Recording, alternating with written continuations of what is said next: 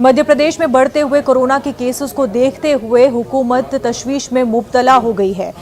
सरकारी इदारों और डॉक्टरों के कोरोना से मुतासर होने के बाद हुकूमत की तशवीश में और भी इजाफा हो गया है। राजधानी भोपाल के एम्स, हमीदिया अस्पताल और IISER के 10 से ज्यादा डॉक्टर अब तक कोरोना से मुतासर हो चुके हैं।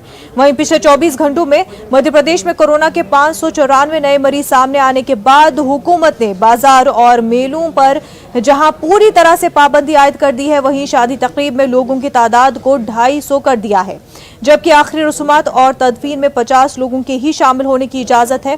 कोरोना के बढ़ते मामलों में इंदौर, भोपाल, ग्वालियर, जबलपुर और उज्जैन में सूरत हाल पेचीदा होती जा रही है। हुकूमत की जानिब से कोरोना के बढ़ते मामलों को लेकर जहां आज फिर क्राइसिस मैनेजमेंट कमेटी की मीटिंग बुलाई गई है, वहीं कांग्रेस ने हुकूमत के इंतजामात को नाकाफी बताते हुए सख्त तनकीद का निशाना बनाया है।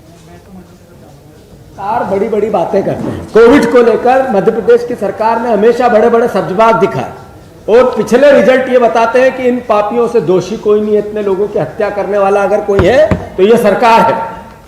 मध्य प्रदेश में जो तड़प तड़प के लोग मर गए, इलाज में लुट गए, उसके लिए कोई दोषी है तो शिवराज सिंह चौहान है। आप देखो मध्य प्रदेश में नाइट कर्फ्यू के अलावा क्या डिसीजन लिया सरकार ने? जब बढ़ जाएगा तब लेगी।